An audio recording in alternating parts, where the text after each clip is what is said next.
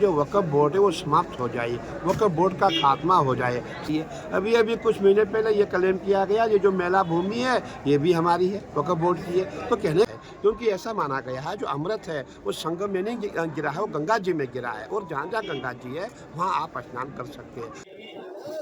नमस्कार, इस वक्त मैं मौजूद हूँ तीर्थराज प्रयाग में और मेरी मौजूदगी निरंजनी अखाड़े में है। निरंजनी अखाड़े में और मेरी वार्ता होने जा रही है रविंद्र पुरी जी महाराज, जो 13 अखाड़ों के अध्यक्ष हैं।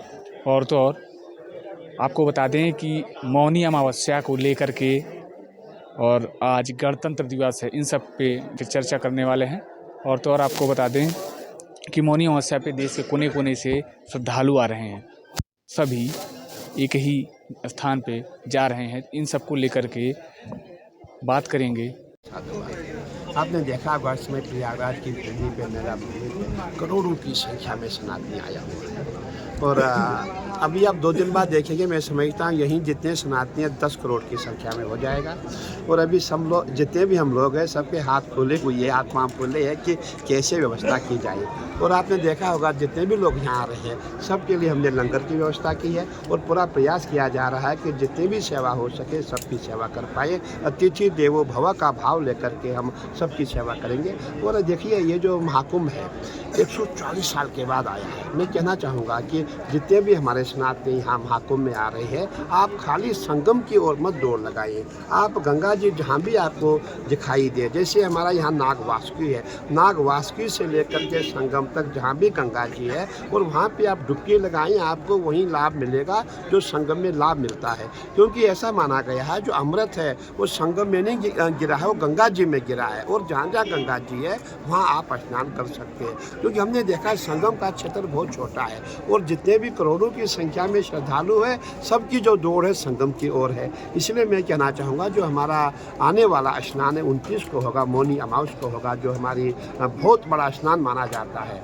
उसमें हम सबको जो है ध्यान से स्नान करना पड़ेगा, और सबको साथ लेकर के चलना पड़ेगा, और जल्दी जल्दी स्नान करके सबको स्नान करने का अवसर मिले, ऐसा हमें अवश्य करना है। जी गुरु जी, जिस तरह से देखा जाए इस समय अनेकों बयान आ रहे हैं सनातन को लेकर के। कई लोग कह रहे हैं, कहते हुए सुने जा रहे हैं कि जो कुंभ नहाने जा रहे हैं वो बेवकूफ़ है, एक रावण है, वो ऐसा बयान दे रहे हैं। तो ऐसे लोगों को आप क्या आशीर्वचन देंगे कि उनकी बुद्धि शुद्धि है? अब आपने देखा होगा जो ये बयान दे रहे थे वो खुद महाकुंभ में आ रहे, खुद स्नान करने आ रहे हैं, उनको भगवान ने सद्बुद्धि दी है, और जो बाकी शेष रहेगी उनको भी सद्बुद्धि मिलेगी। अब ऐसे लोग तुरंत महाकुंभ में आएंगे, स्नान करने जा रहे हैं, और कुछ करके चले गए हैं और कुछ आने वाले हैं।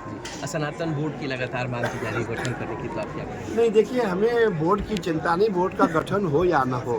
हमारा जो मेन मुद्दा है, हमारा मुद्दा ये था कि जो वक्फ बोर्ड है वो समाप्त हो जाए, वक्फ बोर्ड का खात्मा हो जाए। सनातन बोर्ड बने न बने उसकी आवश्यकता नहीं है, बोर्ड की कोई आवश्यकता नहीं। हमारा मेन जो मिशन है वो ये कि सनातन बोर्ड समाप्त हो जाए। क्योंकि आप जहाँ भी जो वक्फ बोर्ड है जहाँ भी आप जाएंगे, जहाँ देखेंगे वहाँ बोले ये भूमि भी हमारी है। अभी अभी कुछ महीने पहले ये क्लेम किया गया ये जो मेला भूमि है ये भी हमारी है, वक्फ बोर्ड की है। तो कहने का तात्पर्य इसको खत्म करना बहुत जरूरी है। सनातन बोर्ड बने न बने उसकी चिंता ना करो, वक्फ बोर्ड को समाप्त करो। जी आपका बहुत बहुत आशीर्वाद साधु।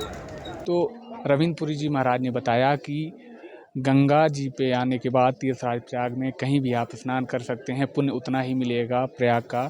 और तो और वक्फ बोर्ड पे भी बात हुई तो उन्होंने कहा कि जिस प्रकार से सनातन बोर्ड की मांग है, 27 तारीख को धर्म संसद है, क्योंकि ये सनातन बोर्ड का जो मुद्दा है काफ़ी व्यापक स्तर पे विस्तृत होता जा रहा है। और इसी को लेकर के उन्होंने कहा है कि सनातन बोर्ड की कोई विशेष ज़रूरत नहीं है, वक्फ बोर्ड को समाप्त करने की आवश्यकता है।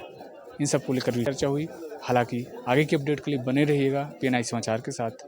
जय हिंद, जय भारत।